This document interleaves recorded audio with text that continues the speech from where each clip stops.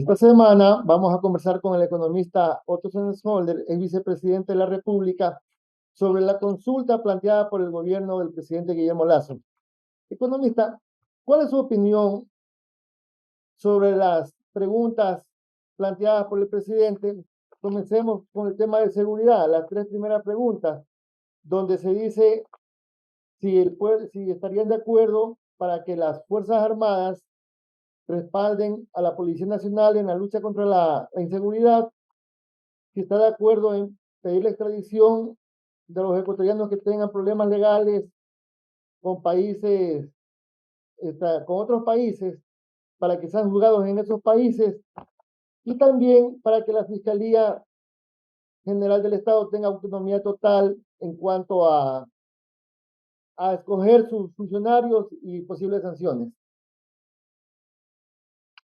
Bueno, primero déjame hablarte de lo político, ¿no? A mí me llama la atención que un proyecto como el del presidente Lasso, que tiene 10 años queriendo llegar al poder, venga recién, si te quiere ya casi a mitad de mandato, a plantear reformas que al parecer, al menos para ellos, parecen trascendentales. No solo porque evidencia que quizás no existe esa preparación que muchos pensábamos que podría haber existido, sino también porque tiene que ver con una carencia total del sentido de oportunidad de hacer las consultas populares al arranque de un gobierno cuando tenían una aceptación que lamentablemente hoy ya no tienen. Entonces, por desgracia, porque las preguntas algunas podrán ser interesantes, válidas, por desgracia, los ciudadanos no solo en el Ecuador, sino en el mundo, tienden a hacer de las consultas populares más bien votaciones a favor o en contra de los gobiernos y no necesariamente de rechazo o aprobación de preguntas específicas. Eso es lo primero. Lo segundo, tres temas puntuales. Sobre los dos primeros, el de las Fuerzas Armadas trabajando con la Policía Nacional. En la actualidad, como es evidente, para lograr eso se requieren de estados de excepción. Las Fuerzas Armadas tienen labores definidas en la Constitución que no incluyen la seguridad interna. Pero las Fuerzas Armadas sí trabajan en otros temas que tienen que ver con la seguridad, sobre todo en control de fronteras, lucha contra el narcotráfico, el contrabando.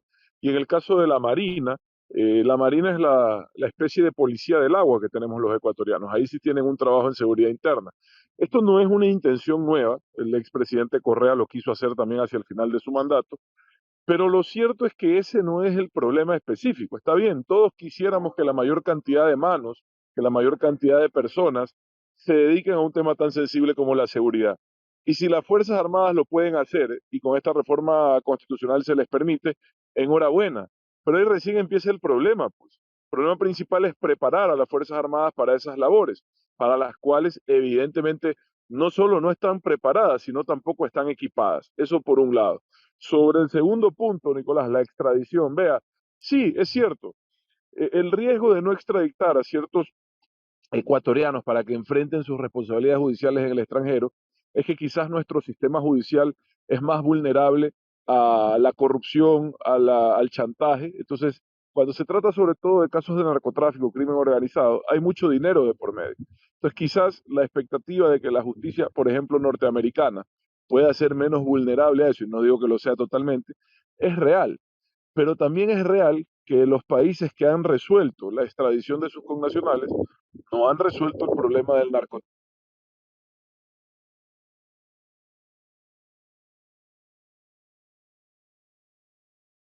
Solo a mí, la misma Fiscalía General se ha pronunciado en que en vez de parecer una intención de darle más autonomía a esa institución, diera la impresión que se quiere crear un organismo paralelo para incidir en la definición de quiénes van a ser fiscales, y eso es tremendamente delicado, Nicolás. Sobre el tema de la independencia de la Fiscalía para escoger a sus funcionarios y posibles sanciones. Eso te estoy diciendo. Parece, de lo que he visto preliminarmente, no he leído todavía los anexos, buscan crear una especie de comisión de selección de fiscales y me parece que eso en vez de fortalecer la autonomía podría ser más bien una intromisión en el accionar de esa importante instancia del aparato de justicia del país. Luego la cuarta pregunta ya coge otro tema, que es la cantidad de asambleístas que, que podría haber ya en el 2025. ¿Qué opina usted sobre esa pregunta? Sí, estoy de acuerdo, no me parece tampoco que resuelva los problemas de los ecuatorianos, son estas preguntas que se incorporan porque tienden a ser populares, pero claro, restar 30 o 25 asambleístas, que creo que es lo que quieren restar, no implica pues mayor ahorro en lo económico. Me parece que, insisto, son adecuaciones cosméticas que evidentemente la ciudadanía va a votar que sí, sobre todo con la baja aceptación que tiene la Asamblea y sus miembros, pero que en definitiva, sí, yo lo hubiese propuesto también, pero no, pero consciente de que no es una solución real a los problemas del país.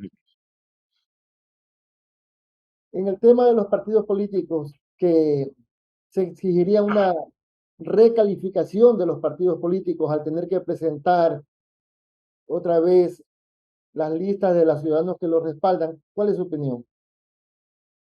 Yo creo que ahí, primero en su momento, cuando en el Acuerdo Nacional hicimos la reforma al Código de la Democracia, ya ajustamos ciertos parámetros para que sea más difícil que los partidos políticos y sobre todo los candidatos se metan en elecciones de noveleros a costa de los ecuatorianos con los presupuestos de promoción. Entonces hay una reforma que desincentiva eso porque ya a la segunda vez, si no cumples los mínimos de los votos, te toca devolver la mitad de ese dinero. Sobre lo otro, mira, para mí lo más grave no es si han cumplido o no con el requisito. Para mí lo más grave es que en el Ecuador aquí hemos estado afiliados todos a partidos políticos sin saberlo, sin podernos enterar. Se bajaron en su momento ese sistema web para ver quién te había afiliado. Y eso lo que demuestra es que la mayoría de los partidos políticos han nacido de una gran estafa social porque con falsificación de firmas, todos sin excepción. Me parece que primero hay que clarificar quién es el responsable de eso. Eso no se puede permitir porque con eso la democracia, el sistema democrático ecuatoriano, nace herido de muerte, si me preguntas a mí, desde el principio, desde el nacimiento de las instituciones, basados en la mentira, en la falsificación de documentos, la falsificación de la firma de un ciudadano. Yo creo, Nicolás, que los ecuatorianos, más que eso, deberíamos de estar permitidos de desafiliarnos en línea en un trámite inmediato para cuando nos han afiliado involuntariamente y dejar sentado un reclamo, una queja, debería de ser penal, si me preguntas a mí, porque es la falsificación de firma, una queja ante el uso sin autorización, cuando menos, si no la falsificación de algo tan importante, tan íntimo como es la firma de uno. Hace un tiempo, cada vez que una persona se iba a afiliar a un partido político, se daba por hecho que cualquier otra afiliación quedaba descartada. Pero el CNE eliminó esa norma y ahora tenemos que ir al registro civil, perdón, al Tribunal Electoral y dar de baja eso. Como usted dice, ya debería Cuando permitirse algo además en línea. cuando además como agravante, Nicolás, esa persona ni siquiera realmente ha firmado por esa organización política en donde lo han afiliado sin su autorización. Entonces, dicho eso, lo primero para mí, Nicolás, es hacer una depuración real de quiénes han sido engañados de esta forma, de qué firmas han sido falsificadas, para que después de esa depuración los ciudadanos puedan realmente participar en un proceso democrático transparente. Pero perdóname, Nicolás, y a la gente que nos va a ver, ni saben que están afiliados. Tú ni sabes que estás afiliado a un partido ni te has enterado. ¿Ya? Te afiliaron sin preguntarte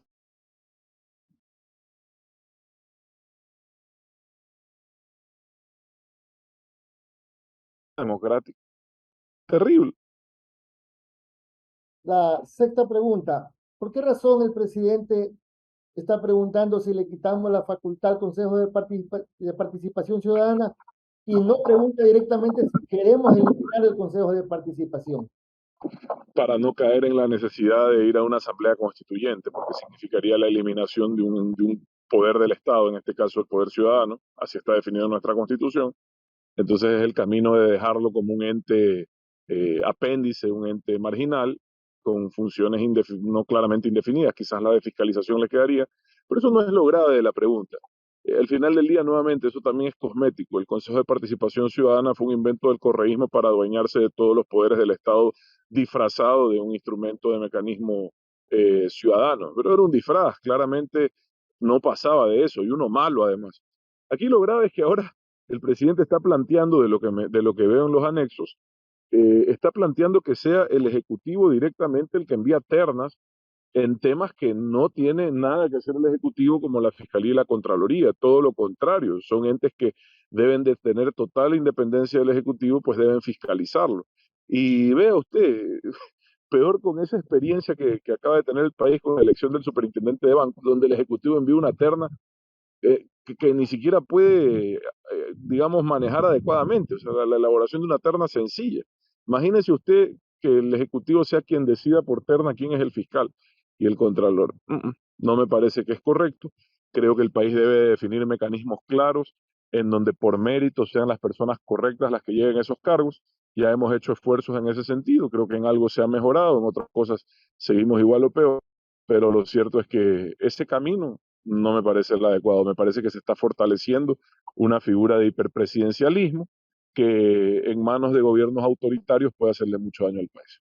¿Cómo debería ser la vía para elegir a estas autoridades de control? Yo creo lo primero, Nicolás, es que deben de existir parámetros bien definidos de idoneidad académica, ética, de trayectoria, para estar siquiera considerado para esos cargos en el Ecuador.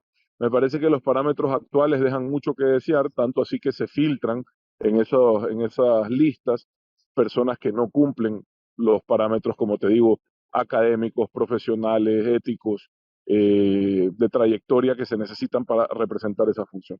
Pero eso no es lo más grave es que las personas que sí lo cumplirían, Nicolás, no se interesan, porque como siempre lo hablamos, hay quienes se han encargado de convertir a la política en una cloaca para ahuyentar justamente a esa gente.